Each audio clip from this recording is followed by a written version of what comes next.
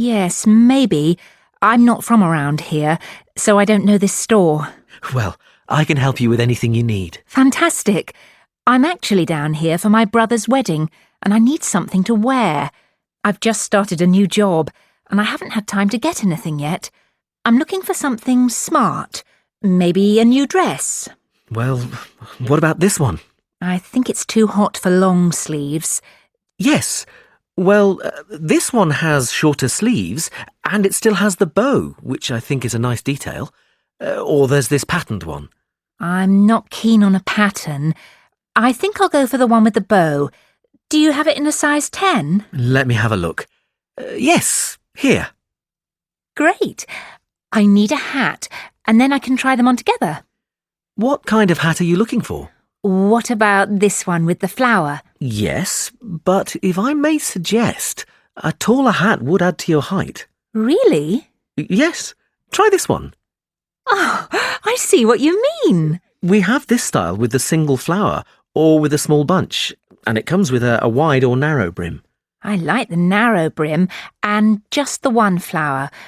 Can I have a blue flower? I'm afraid it just comes in cream. Well, it goes with the dress anyway. Great.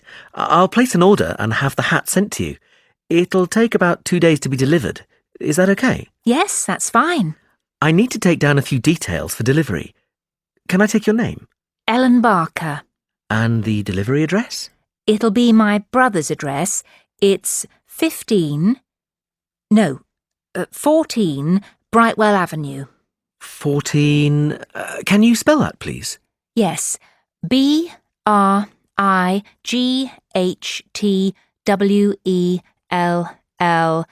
Avenue, Staybridge, Kent, DA4 7DF. And can I take a contact number? Yes, my mobile is 03221 7774.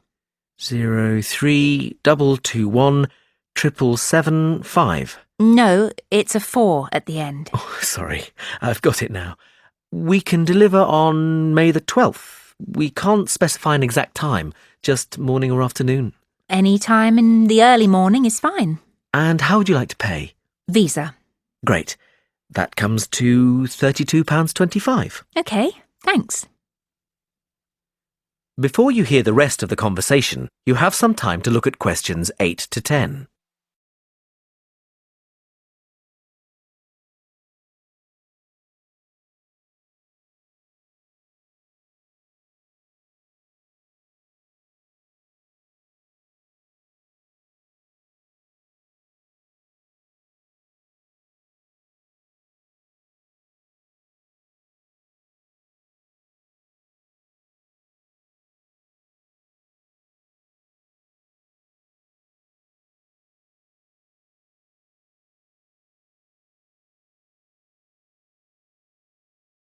Now listen and answer questions 8 to 10. I'm just going to try this dress on and then look for shoes. Where are the changing rooms? They're to the left of the store, right next to customer services. And I want some shoes and accessories too. Where can I find them? The accessories are in the women's wear department. The shoe department is right at the front of the store, between menswear and home furnishings. Oh, no, sorry. We've just moved the shoe department for the summer season. It's now very near the changing rooms, actually, straight in front of them. Thanks so much for your help. And where can I pay for the other things? The cash desk is at the front of the store, by the menswear. Thanks. That is the end of part 1. You now have half a minute to check your answers.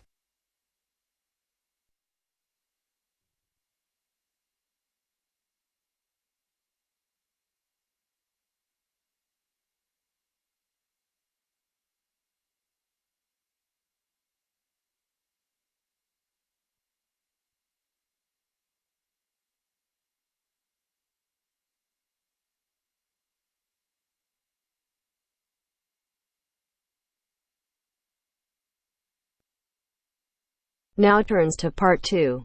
Part 2. You'll hear a radio program on the process of making beer. First, Look at questions 11 to 14.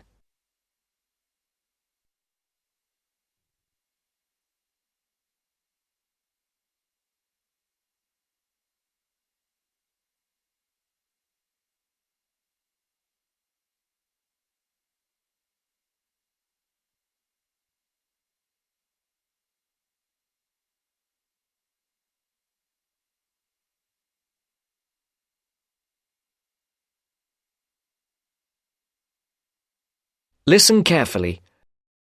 Hello and welcome to Gourmet Evening, and this week we're looking at the world's popular beverage, a great favourite today, beer. And in the studio to tell us all about it is Clark Maxwell. Beer is one of my personal favourite beverages, and I've got a number of facts, tips and trivia about beer to share with you. So, who invented beer and when? What is beer made of? Actually, historians are not entirely sure when beer was invented, but they guess that beer was created accidentally by early nomadic tribes roughly 10,000 years ago. The four primary ingredients are malt, hops, yeast and water. Malt, which gives the beer a sweet taste, is made from barley soaked in water until its husks open and sprout. The sprouts are then dried and crushed. The small flowers of the hops vine are added partly because they taste bitter, helping balance the sweetness of the malt. Hops prevent the growth of bacteria that can spoil beer. Yeast is responsible for fermentation, which creates the alcohol and carbonation. Beer makers sometimes use additives or substitutes for malt or hops. Substitutes such as corn or rice can make a beer lighter or cheaper to produce. Before the broadcast continues, look at questions 15 to 20.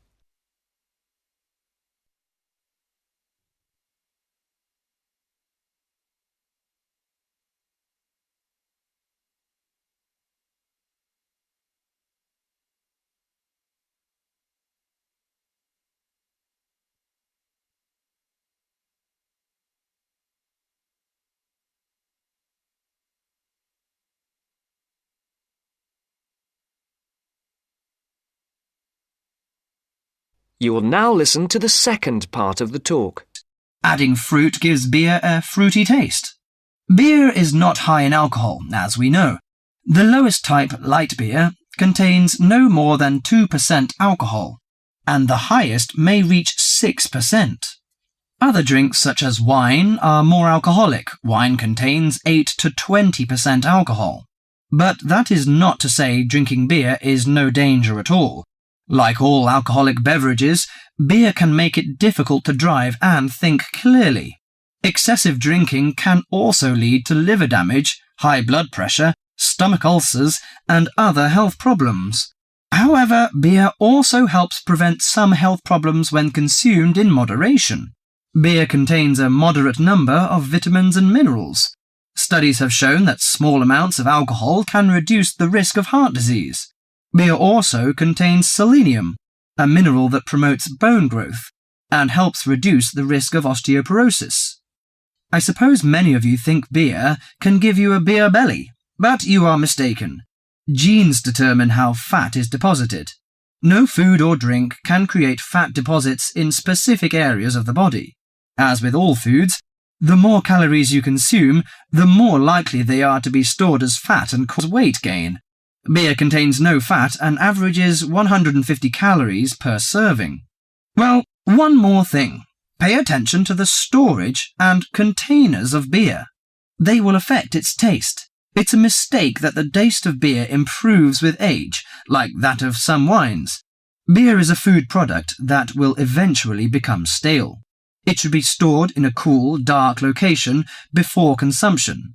And the colour of a bottle can influence the flavour. Brown bottles block out light that reacts with the hops, which could damage the flavour. Green or clear bottles provide little or no protection from light damage. Do you know which country drinks the most beer?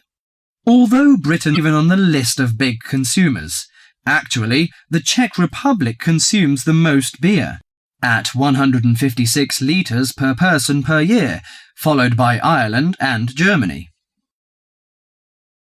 That is the end of part 2. You now have half a minute to check your answers.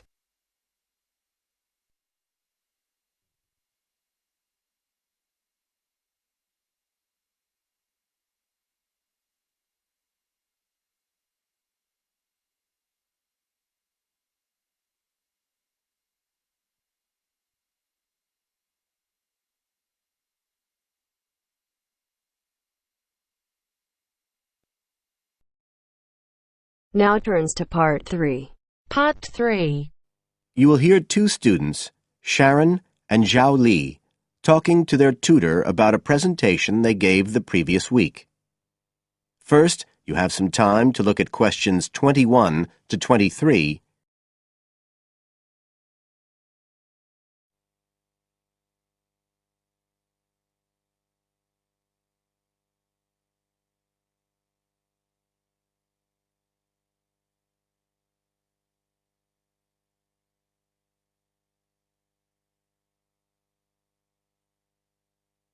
Now listen carefully and answer questions 21 to 23. So, Sharon and Zhao Li, in your presentation last week, you were talking about the digital divide, the gap between those who can effectively use communication tools, such as the internet, and those who can't. And you compared the situation here in Northern Ireland with Southeast China. Right. So, I asked you to do some self-evaluation, watching the video of your presentation and thinking about the 3 main criteria you're assessed by: content, structure and technique. What do you think was the strongest feature of the presentation when you watched it? Sharon? Well, I was surprised actually, because I felt quite nervous. But when I watched the video, it didn't show as much as I expected. So which of the criteria would that come under? Confidence? That's not actually one of the criteria as such. Zhao Li? Technique? It's body language and eye contact, isn't it? Well, I didn't think I looked all that confident, but I think that our technique was generally good, like the way we designed and used the PowerPoint slides. So, you both feel happiest about that side of the presentation? Yeah. OK, now on the negative side, what would you change if you could do it again? Well, at first I'd thought that the introduction was going to be the problem, but actually I think that was OK. We defined our terms and identified key issues. It was more towards the end. The conclusion wasn't too bad, but the problem was the questions. We hadn't really expected there'd be any, so we hadn't thought about them that much. OK, anything else? Well, like Zhao Li says, I thought the conclusion was okay, but when I watched this on the video, I thought the section on solutions seemed rather weak. Can you think why? Well, we explained what people are doing about the digital divide in China and Northern Ireland, but I suppose we didn't really evaluate any of the projects or ideas. It was just a list, and that was what people were asking us about at the end mostly. You now have some time to look at questions 24 to 30. On page 93.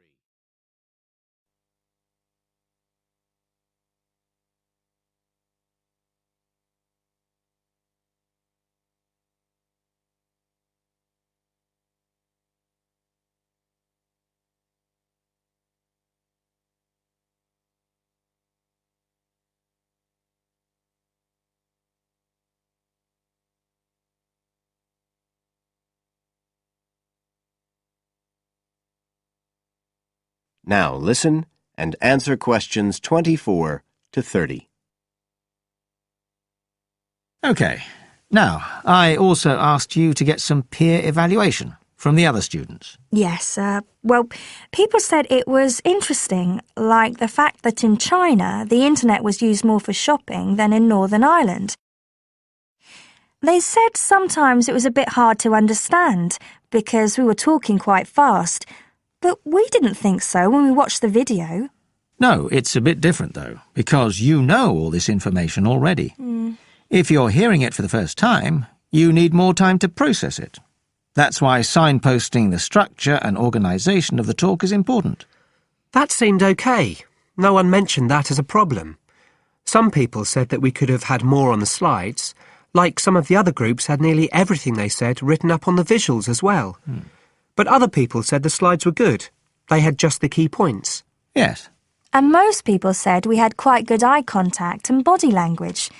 They all pointed out we'd overrun. They all said we were 5 minutes over. But we timed it afterwards on the video, and it was only 3 minutes. We were a bit unsure about the background reading at first, but I think we did as much as we could in the time. Anyway, no one commented on that under content. But one thing that did come out was that they liked the fact we'd done research on both Northern Ireland and China. Most other people had just based their research on one country. We managed to get quite a lot of data from the internet, although we had to do our own analysis, and we did our own surveys as well in both countries. So the class gave us best feedback for content, but it was all okay. Right.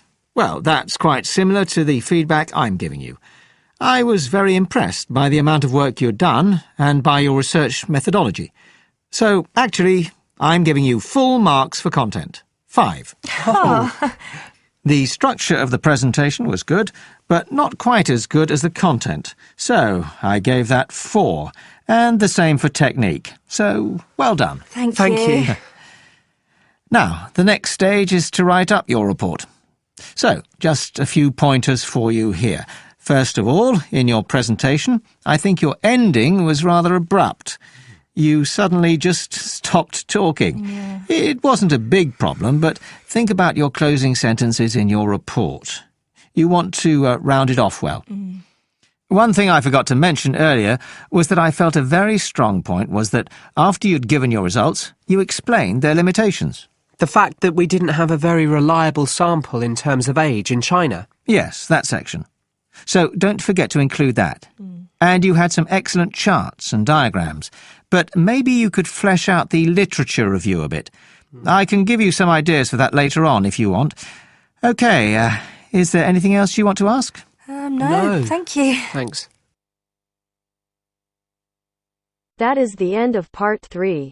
You now have half a minute to check your answers.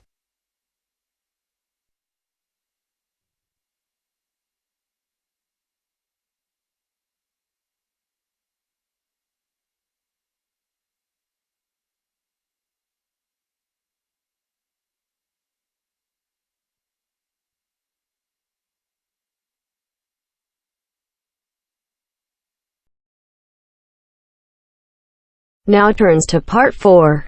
Part 4. You will hear part of a lecture about a crater in Australia. First, you have some time to read questions 31 to 40.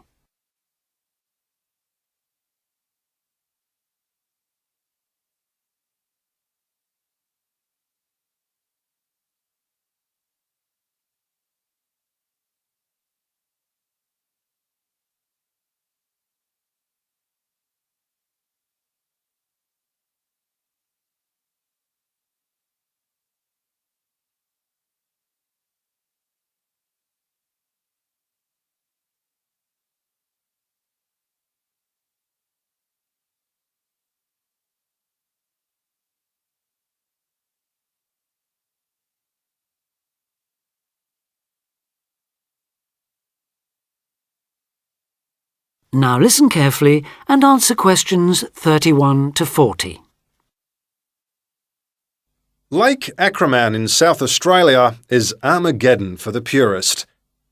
No other meteorite impact on Earth has stamped the surrounding rocks with such an abiding, unequivocal geological record of collision, earthquake, wind, fire and tsunami, the giant waves formed by major Earth movements.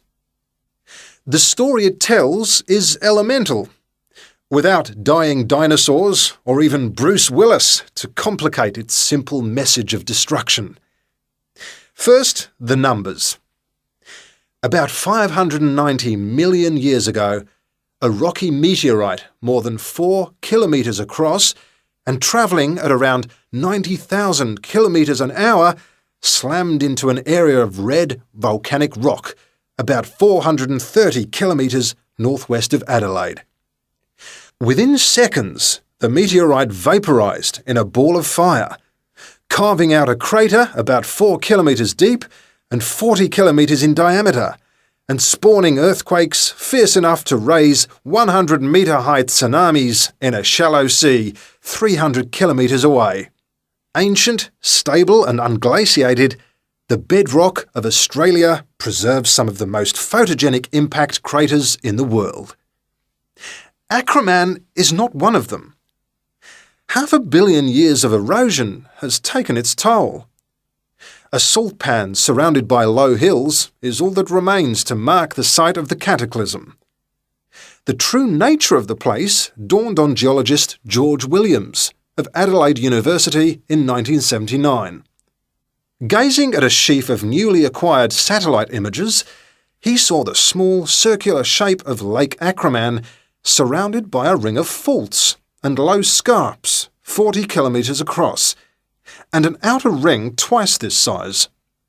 A year later, he made it to the site.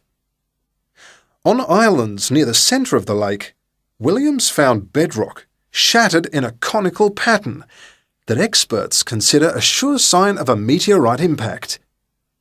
Except for a crater, which had long since eroded, the area was a textbook example of an impact site. In 1985, further intriguing evidence turned up. Vic Gostin, another Adelaide geologist, had been studying a thin band of fragmented red volcanic rock in 600-million-year-old shale in the Flinders Ranges, more than 300 kilometres east of Acraman. To his bewilderment, the volcanic chunks turned out to be 1 billion years older than the shale. Where had they come from? Comparing samples, Gostin and Williams found that their rocks were identical. The red rock in the Flinders Ranges had been blasted there from Acraman. Later, the same material turned up at sites 500 kilometres from Acraman.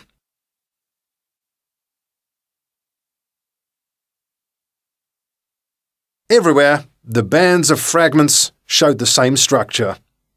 Coarse pebbles at the bottom, then a cocktail of silt and sand, then layers of increasingly fine sand, distorted on top into a wavy, scalloped pattern. These layers also show, step by step, how the meteorite transformed the floor of an ancient sea hundreds of kilometres away, according to Malcolm Wallace of Melbourne University. First came the earthquake. Travelling at about 3 kilometres a second, shock waves arrived offshore within a minute or two of the collision, stirring up the water with clouds of silt as the seabed shook. Then shattered rock from the explosion arrived by air. Pebbles and boulders crashed into the water, reaching a depth of about 200 metres within a minute. One day they would become the lower band of the Flinders Rock. Sand took up to an hour to come to rest, finally bedding down with the silt that was also now settling on the sea floor, as the effects of the earthquake died away. This mixture would eventually form the next layer. About an hour after the meteorite's impact, huge waves rolled in, leaving the ripples on the surface that later hardened into rock. Clear as mud is not an oxymoron. In Acraman, the arid, timeless Australian outback has preserved the closest thing the Earth can boast to a perfect